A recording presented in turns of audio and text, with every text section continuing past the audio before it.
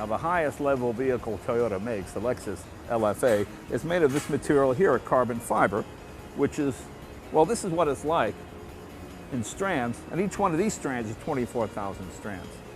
Now, something you might not know is that Toyota started out in the 1800s as a textile manufacturer. So weaving is really the basis of what they do, which is what you do with carbon fiber, which becomes the basic tub of a Lexus LFA. And it weighs less than 20 kilograms and is stronger than steel. Well, let's follow along and see how the whole car is built.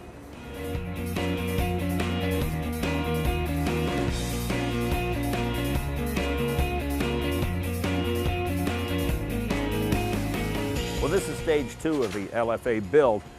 At 10 o'clock in the morning, this body in white came in, and in 3 days' time, it'll be a finished car. No one is allowed to touch any part of this car. Look at that. Every workman here is wearing gloves.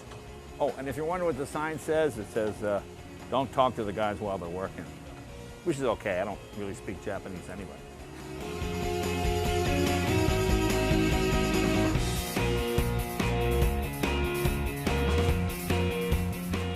Well, here's the chassis 1 day later from what you saw, and look how much work has been done. You know, if you've got 9 of your friends helping you restore your car, look what they did in 1 day. But some of the technical aspects of the car are fascinating. Your coolant runs through here at 32 pounds per square inch approximately, which is pretty high pressure. My favorite is the rear radiator. Can you see that there with the fans? It pulls air through those air ducts there. To me, this is the most fascinating part of the car because you get to see everything that's under the skin, how incredibly complex it is, but still, no touching.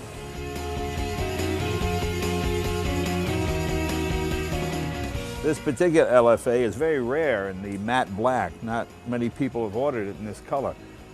This particular car was ordered by a Buddhist monk who apparently just has one worldly possession.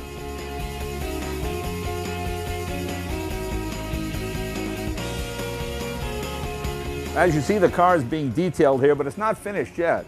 Although it took 3 days to build the car, it's 10 days to inspect it. There are 7,000 inspection points on this car, which is pretty amazing. And you see the guy detailing it, even he has never touched the car with his bare hands. Everybody here wears gloves. So I'm very excited to be test driving this car in a little bit. It's going to be hard driving it though without touching it.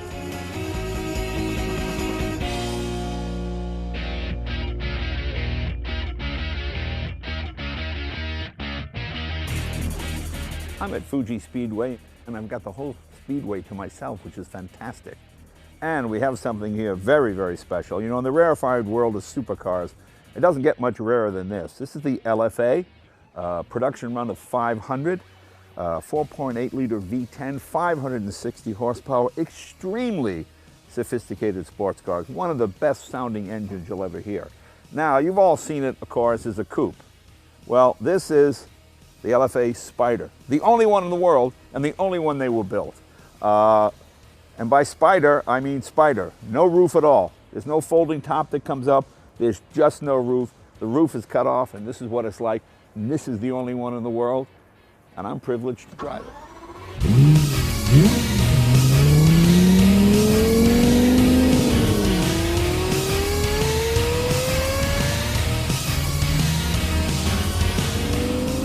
Murray built the F1 McLaren. He didn't put a radio in it because he wanted you to hear the engine.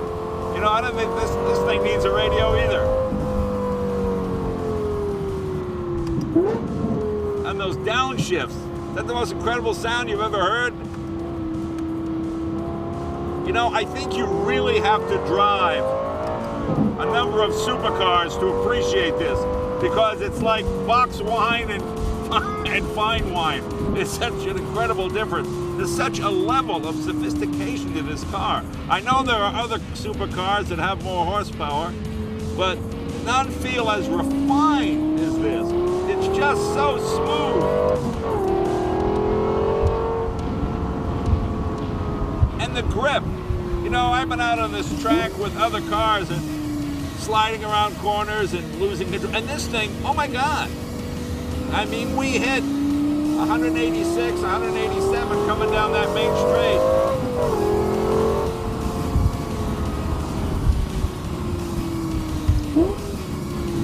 I know there were some people that derided this car a little bit because it didn't have a double clutch gearbox. Maybe on the street it might seem clunky, I don't know, but out on the track, oh my God!